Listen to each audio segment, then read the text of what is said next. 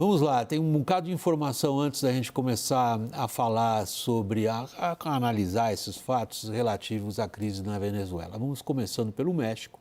Lá, o atual presidente está saindo agora do cargo, suspendeu as negociações com o Brasil e a Colômbia a respeito da crise lá na Venezuela. Havia um entendimento entre os três países, foi suspenso pelo México, ou pelo menos o México saiu.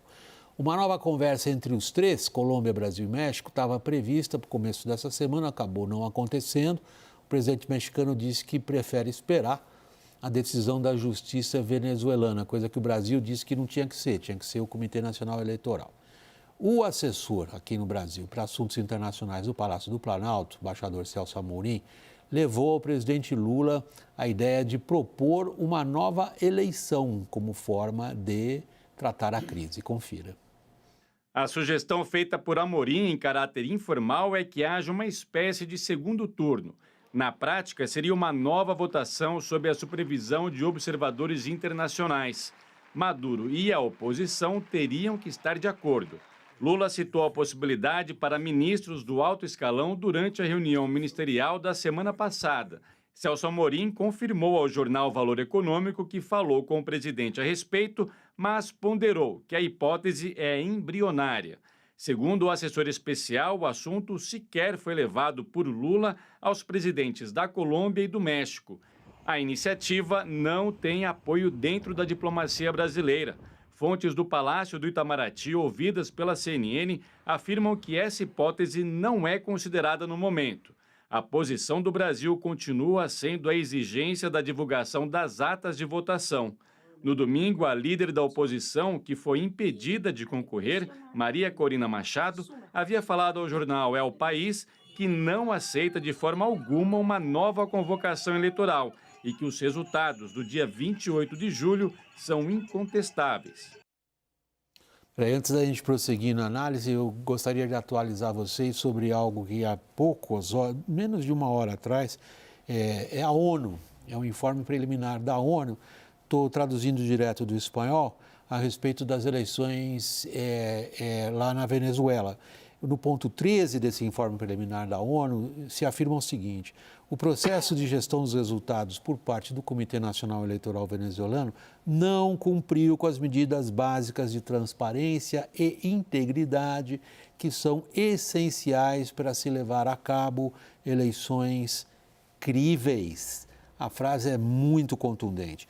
Não se seguiram as disposições legais, as do próprio regime venezuelano e regulamentares da Venezuela, e não se cumpriram os prazos estipulados, segue a ONU. Segundo a experiência desse painel da ONU, que se dedicou a analisar as eleições na Venezuela no último dia 28, o anúncio do resultado eleitoral, sem a publicação dos seus detalhes, a divulgação dos resultados dos candidatos não tem precedentes em eleições democráticas contemporâneas. Em bom português, e esta eleição não foi democrática, segundo a ONU. Ela teve, a eleição, ainda segundo a ONU, um impacto negativo na confiança no resultado anunciado pelo CNE, o Conselho Nacional Eleitoral, entre uma grande parte do eleitorado venezuelano. E aí vem essa ideia de fazer uma nova eleição.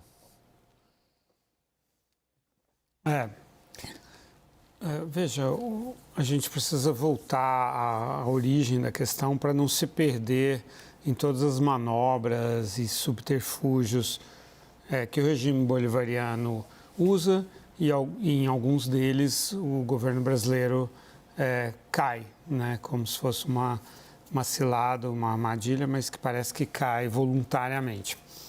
O problema dessa eleição não é que tenha faltado turnos eleitorais ou procedimentos, enfim, é que as regras não foram cumpridas, as regras impostas pelo próprio regime sobre como se realiza uma eleição na Venezuela e colocadas na Constituição e outras regulamentações feitas pelo regime não foram cumpridas, né? E, aliás, de acordo com as atas que estão publicadas, o Edmundo Gonçalves venceu com mais de 50% dos votos. Então, qualquer regra de país que tem segundo turno, ele teria se elegido no primeiro turno. Acontece que o Brasil, o governo brasileiro, aliás, não é o Brasil, mas o governo Lula e, sobretudo, o Celso Amorim ficam buscando distrações sobre o tema central, né, que é a fraude eleitoral e as arbitrariedades que esse regime vem cometendo há muitos anos já. E esse grupo de 3 países, México, Colômbia e Brasil, os 3 têm o mesmo desejo, que é a legitimação da continuidade desse regime, porque é um regime aliado deles, porque é um regime que tem colocado a China e a Rússia no norte da América do Sul e que, por sua vez, são também aliados, assim como o Irã. Agora, o México, Andrés Manuel López Obrador, já assume essa verdade. Ele vai reconhecer a vitória de Maduro. Ele disse que na sexta-feira o Tribunal Supremo de Justiça vai reconhecer a vitória e que isso será suficiente para ele. Então, é algo que pelo menos se explicita a verdade. Interessante porque dos 3 é o único contestador de eleição, né, de derrota eleitoral. Em 2006, ele não aceitou a própria derrota na eleição presidencial do México, uma crise que eu cobri. Mas Brasil e Colômbia também vão fazer a mesma coisa, mais dia, menos dia, de uma forma explícita ou implícita, vão fazer o que desejam fazer, mas estão um pouco envergonhados de fazer, que é aceitar essa fraude. Como é que isso vai ser do ponto de vista da política doméstica brasileira, Caio? O Brasil tem condições de seguir a trilha que o Lorival acabou de descrever atrás do México? Não, William, eu pegaria a metade da parte ali que o Lorival colocou, né? Um reconhecimento implícito, talvez seja mais provável. Eu não vejo hoje, claro que tudo muda, tudo pode mudar, tudo está sempre mudando em política, ainda mais na política brasileira. Mas eu não vejo este governo fazendo um reconhecimento formal da vitória do Maduro. Eu vejo uma linha, não reconhece nem desconhece, mantém a relação, de alguma maneira, talvez um pouco afastado, mas acho que essa linha até agora, vamos dizer assim, ambígua, caminho do meio, não é nem a China que reconhece, nem a Argentina que não reconhece, Estados Unidos, ele deve manter isso daí. Essa ideia da nova eleição, a semana passada a gente tratou um pouco disso aqui, inclusive, isso chegou a me ser falado na quinta-feira à noite, William, antes de entrar aqui no programa, que eu sempre tento entrar atualizado. E eu, assim, sabe quando... Até como repórter, eu achei tão, assim, absurda, porque, assim, a gente não está falando... A gente está falando de uma nova eleição em outro país, com todos os problemas que teve essa eleição, né? Com a corte eleitoral deles lá, o órgão eleitoral CNE sendo comandado pelo regime, tudo comandado pelo regime. E me pareceu tão, assim, absurda, e depois eu até me arrependi, né? A gente conversou sobre isso, de até não ter posto no papel, porque assim, fala, poxa, e quando me foi apresentado era com muitas condicionantes. Era o foco, pelo menos na quinta-noite, que foi a última grande conversa ali, era, primeiro vamos pressionar, CNE, atas, mas mesmo essa estratégia, ela começou essa semana, hoje é terça-noite, se desmembrando. O grupo de 3 países, que havia uma promessa, uma expectativa no Itamaraty e do Celso Amorim de conversar hoje ou ontem, se desfez esse grupo. Ele não existe mais, esse grupo, porque o México caiu fora. E agora estamos nesse limbo. Caio, para onde vamos? Caio não, já perguntei. Caio. Daniel, para onde vamos?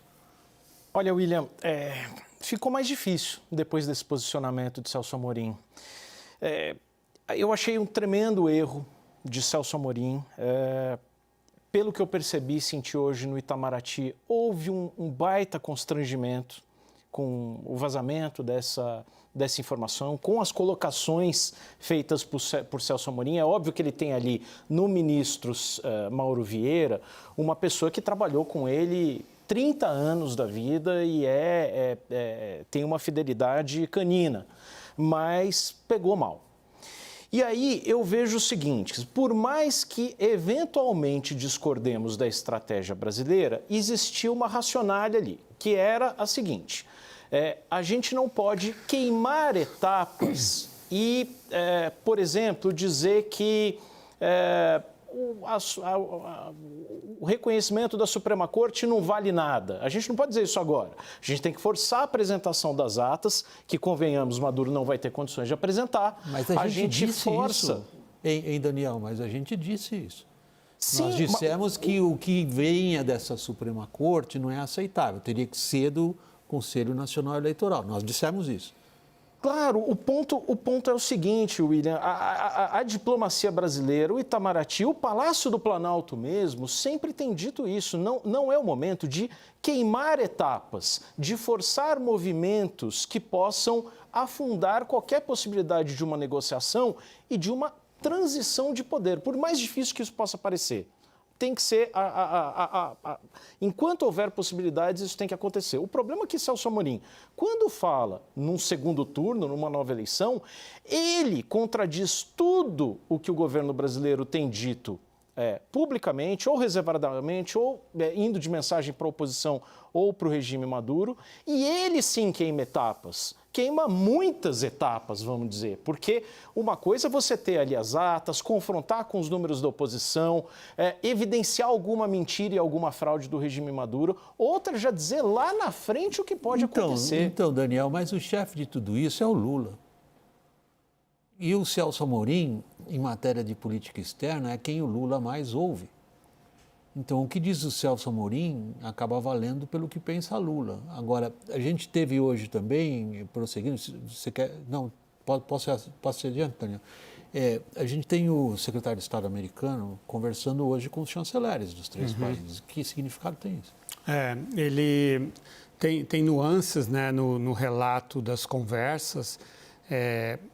Com relação ao chanceler colombiano, ele acrescenta que ele falou da necessidade de as Américas terem uma voz única, né? O Blinken disse isso ao chanceler colombiano. Com o chanceler mexicano, ele é mais sucinto, digamos assim, né?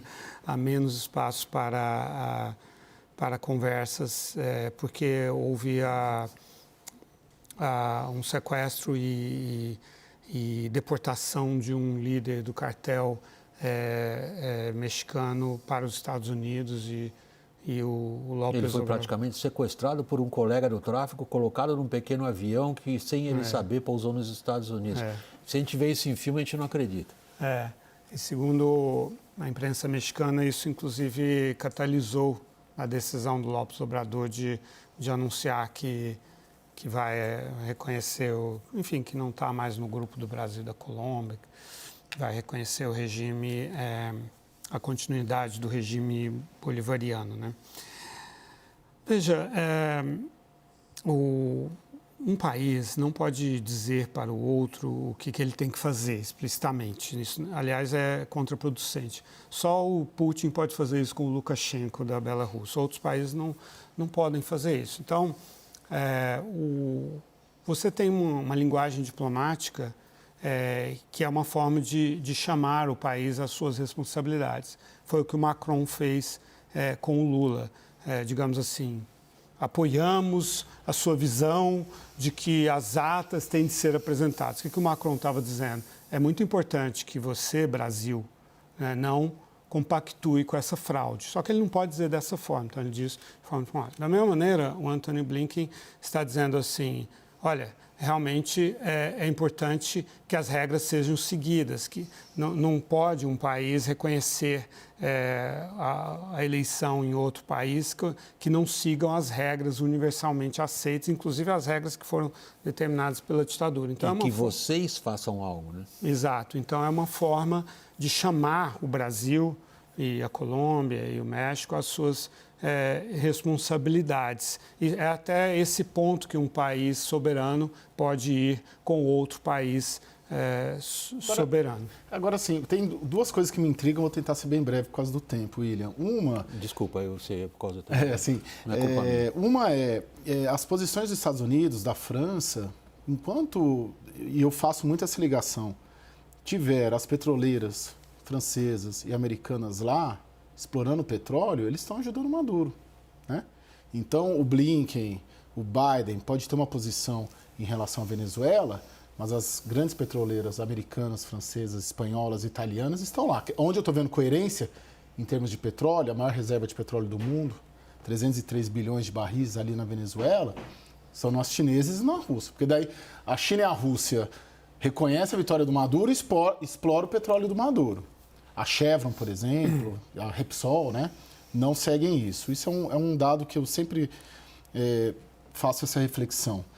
E o outro é que o caminho brasileiro, ele de alguma maneira, a gente sabe as motivações, e eu concordo com as motivações que você está colocando, né, de um alinhamento político, ideológico, Foro de São Paulo e por aí vai. Mas ela ainda vislumbra alguma outra possibilidade, porque o simples não reconhecimento mantém o status quo lá, do jeito que está. Se o Brasil, no primeiro dia, não reconhece o Maduro, Edmundo ganhou, o que acontece? Nada. O Maduro vai continuar lá. O Maduro vai continuar lá de qualquer jeito, porque não vai haver uma invasão e nem seria bom que houvesse. Agora, as sanções vão acontecer. Foram suspensas por causa daquele acordo que foi um erro do Biden, porque a Europa também estava precisando de petróleo e tal, de gás, de opções ali, mas vai se fechar essa torneira. Vai haver sanções fortes dos Estados Unidos e da União Europeia, é uma questão de tempo.